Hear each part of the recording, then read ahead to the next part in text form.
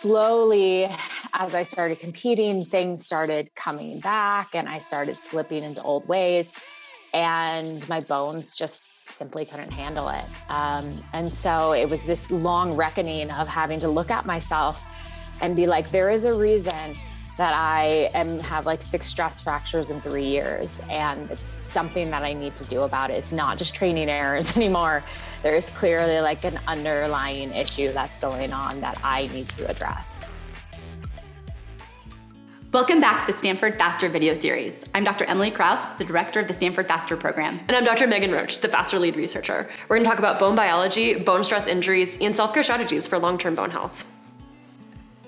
Hundreds of bones come together to form a beautiful skeletal architecture to support movement, protect internal organs, and even build blood cells and store minerals.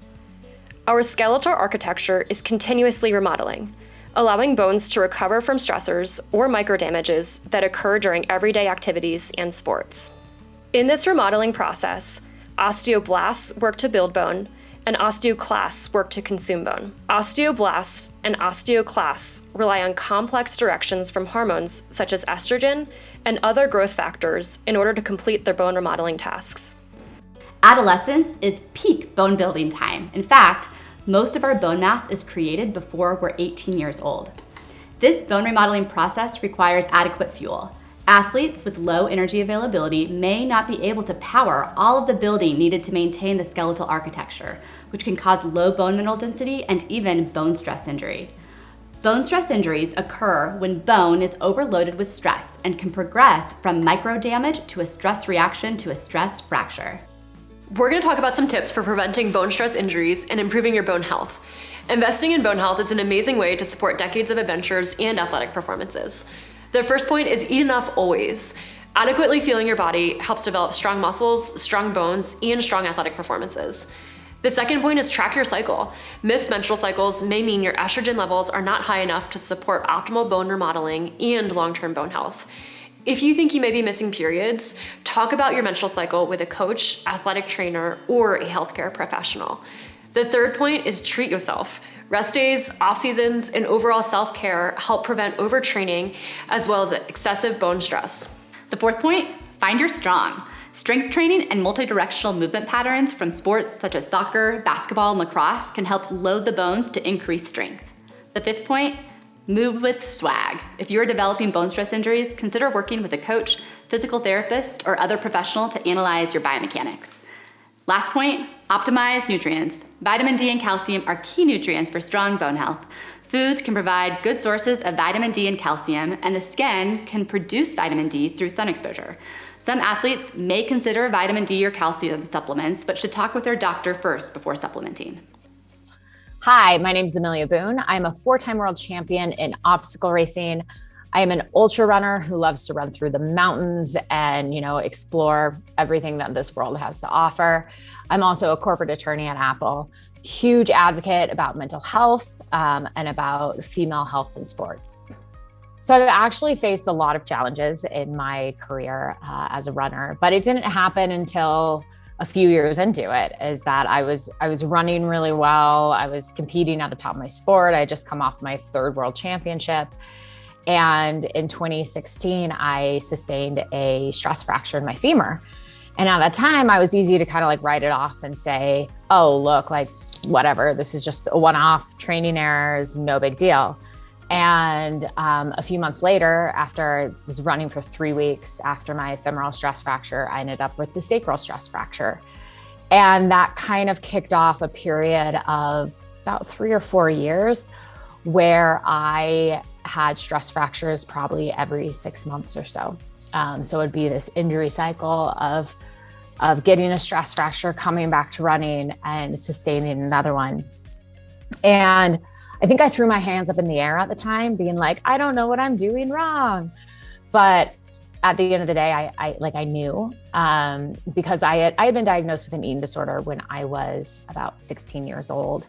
Getting stress fractures was keeping me from the sport that I loved. And it didn't matter what I looked like. It didn't matter anything. It didn't matter what my body looked like. I was too injured to even get to a start line. So I no longer felt like an athlete and I couldn't compete. And as much as I was scared that I needed help, to say that I needed help, I knew I needed to reach out and ask for help, because otherwise I was never going to get back to that start line. And all the things that I love to do were going to be taken from me. So in a weird way, all of those injuries forced me to confront like the underlying issues and to actually reach out and say, I want to make a change because this isn't sustainable and this is keeping me from doing what I love to do.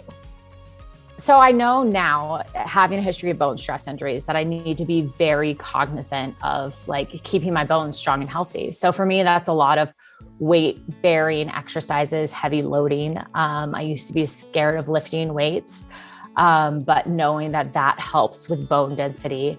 And I think for me, it's also understanding that I'm probably never going to be a super high mileage runner. So I trade in some of my mileage with cross training to keep the total impact down. And it's worked well.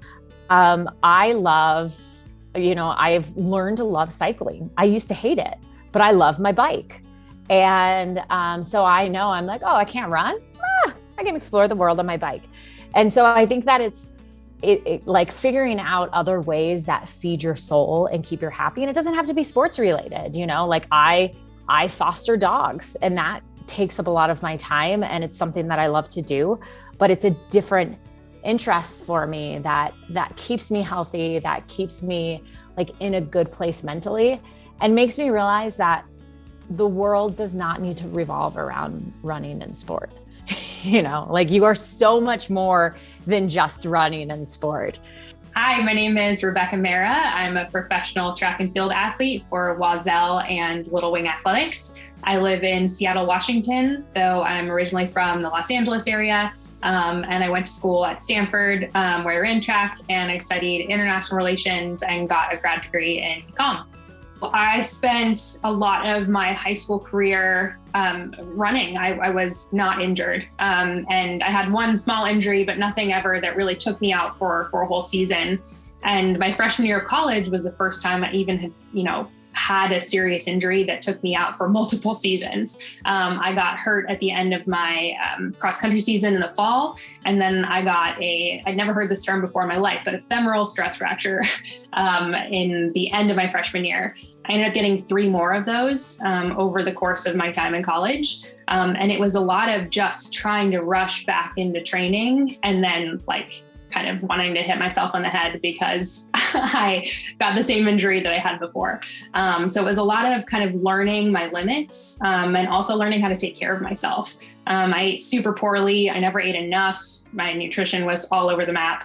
I didn't sleep very well, especially my first couple years of college. You're in a freshman dorm and you're staying up until 2 or 3 o'clock in the morning and thinking you can go to practice at 6:30. Doesn't work. But then also learning, again, like I said, my limits. I spent a lot of time hurt because I didn't realize I couldn't run 60 miles a week. And so as soon as we changed that and worked with my coach at the time to change that and started running 40 to 45 miles a week and doing some cross training, I actually had my first year and a half of longevity that I had in college. So it was just a learning curve. I had never really considered nutrition as a high school athlete. I spent a lot of my time eating pizza and cookie dough and not thinking much about it. When I went to college was the first time I kind of was around disordered eating.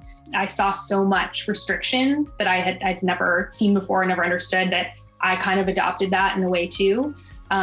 And I underfueled and I got really hurt for a couple of years because of it. And I ate a lot of the wrong things. I didn't realize I need to eat balanced kind of carbs and protein and a little bit of everything, and everything in moderation is great.